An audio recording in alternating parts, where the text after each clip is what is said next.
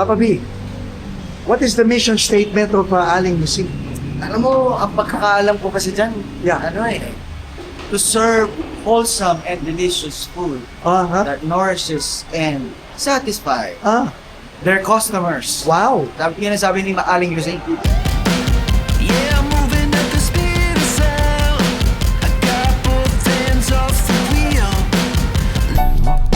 What's up guys? Welcome to the vlog. Nagkaka-excited ng bumaba rito. By the way, if you're here for the first time, thank you. Nandito kami sa Angeles. oh, yan o, Daculiantes. Ayan ang mga Buen Camino. Isa lang pala siya. And the rest of the Chagas are coming down. Hi baby. Careful. Oh. Malusog to kapatid ko. Sarap ng tulog mo eh. Ay, umilig ako. Okay. So ngayon pupunta tayo kay Aling Lusing dito sa Pampanga sa Angeles at titikim tayo ng hashtag Authentic Sisig. Let's go!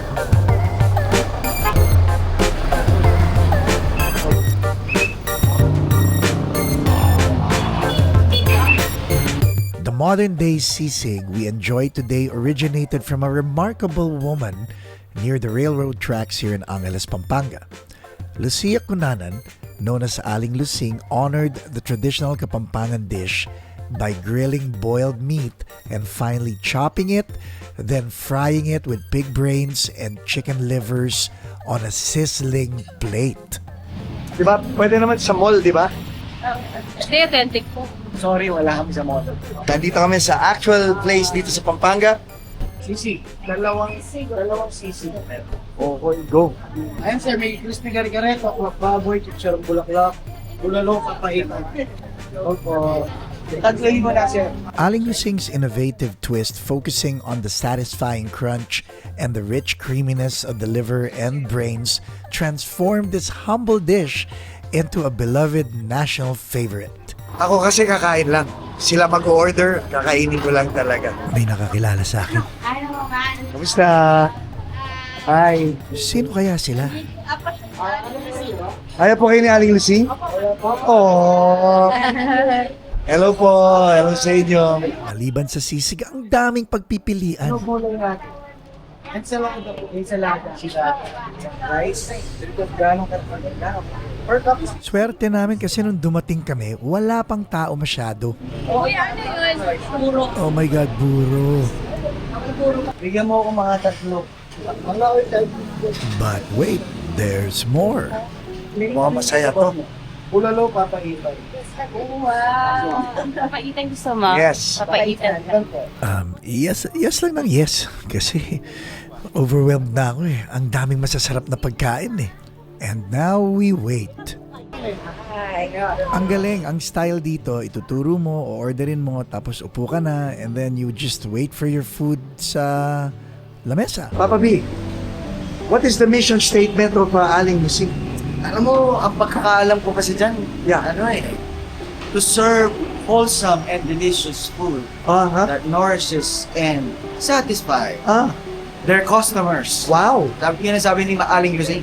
Oh my God. While promoting sustainability and contributing to the well-being Ah, of their employees and communities. wow.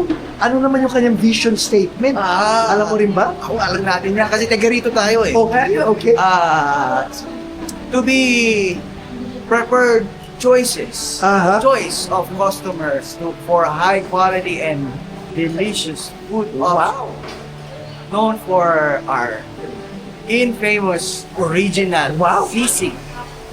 Made first and foremost here in the Philippines and have sustainable practices and positive social impact in the food industry. Talagang by heart, alam mo May siya. heart yan. Nakapik. Ay, hindi. Kailangan nakadilat. Okay. Manyaman eh. Ayun pala siya. Sana binasa ko na lang din. Paano pagka? Fish. Yung harap? Okay na lang. Parang siyang some...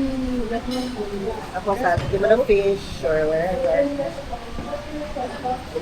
Ay, bulalo. Ay, water naman. Ayun o. Hindi ba? Ang binabayaran dito guys, yung experience. Ang sisig, makakain mo yan kahit saan. Pero yung dito ka mismo sa actual place. Iba klase.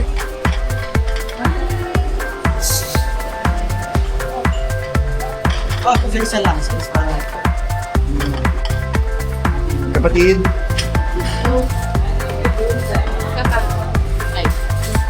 isa pa. Ay, okay. tayo, opo tayo.